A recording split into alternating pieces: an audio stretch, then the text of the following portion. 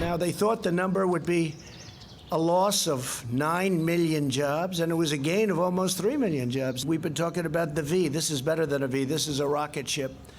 This is far better than a V. A V is wonderful. A V is this. They were talking about, will it be a V, a U, an L? They had no idea. President Trump touting the surprising employment report. 2.5 million jobs were added in May. The unemployment rate dropping from 14.7 to 13.3%. We have a ways to go, but a V-shaped recovery is happening. The question is it here to stay? I want to bring in Labor Secretary Eugene Scalia. Secretary Scalia, thanks for joining us. I think we're all naturally concerned about being too optimistic, despite the fact that that was by far a jobs report that no one had anticipated to be that good. Well, it's a great jobs report, Charles, and it's good to join you. Absolutely good news, and we shouldn't feel bad about feeling good, celebrating just an outstanding jobs report, much better than expected. I will say it's not a complete surprise in the sense that we knew we had an incredibly strong economy. We knew we were taking measures to temporarily shut it down, and we knew it could come back strong. What surprised me was it came back sooner than expected and stronger than expected. But you're right, there's still work to be done. There's still people that are out of work, and we need to look after them, and we need to keep building back this economy. Yeah, the total employed now, 21.5 million less than February, just to show the magnitude of what's happened when you completely shut down an overall economy. And now the debate goes on in Washington, D.C. about further stimulus. Where do you stand on this? Because I'm worried if they cut off the spigots right now, not only would it leave the country vulnerable, but I believe that if there was just a little bit more nudging, households would start to spend that $6 trillion they're sitting on, and we could really get that rocket ship that President Trump described. Well, Charles, I think the report we put out from the Labor Department yesterday shows that that rocket ship is moving at a good pace. And I expect that the report we put out a month from now, for the month of June, will be at least as strong. I think the trend is very good right now, and it's in part because of the measures the president took back in March. Less noticed yesterday was, as you know, the president signed a further refinement of the Paycheck Protection Program, which is one of those CARES Act measures that's been so good in positioning the economy for the recovery. So what I say is let's watch what's happening carefully over the next few weeks and then assess what more, if anything, needs to be done. Of course, this week we saw, resulting after the death of George Floyd and the protests around this country, a lot of private businesses, large corporations are saying they're going to change things. A lot of companies are writing checks.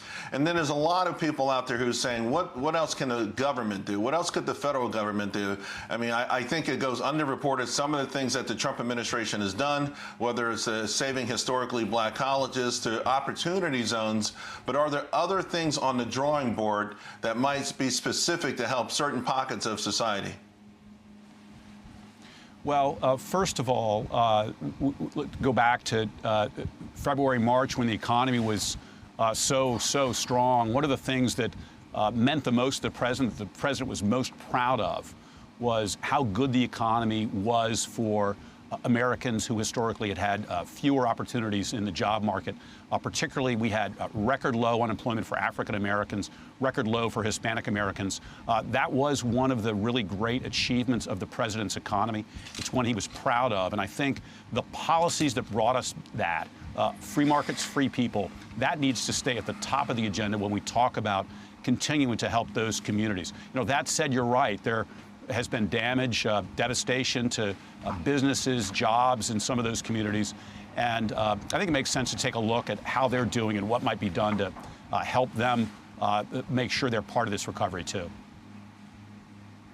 I think also what's really amazing about what happened last month, and again, it's not just the jobs report. Almost every economic indicator I look at came in stronger than anticipated, is that this is all happening with major population centers still on complete lockdown.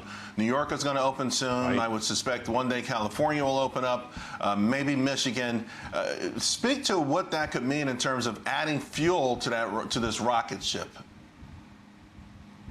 Well, the report we put out yesterday was just through about the middle of May.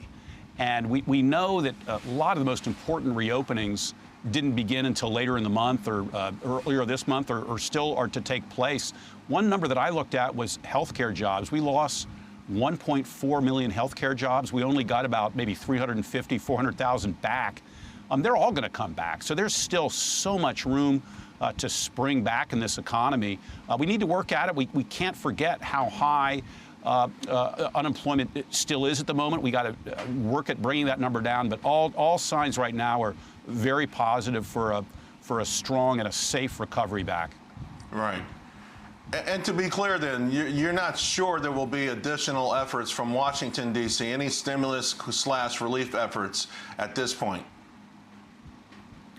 I think that it's probably not the case that we've seen the last bill to address hardship and challenges that have resulted from the virus. But I don't know what shape any further legislation should take at this point. And one lesson from the virus has been how fast-moving, how fluid things are. And so let's watch this really good situation continue to develop. Secretary Scalia, thank you very much.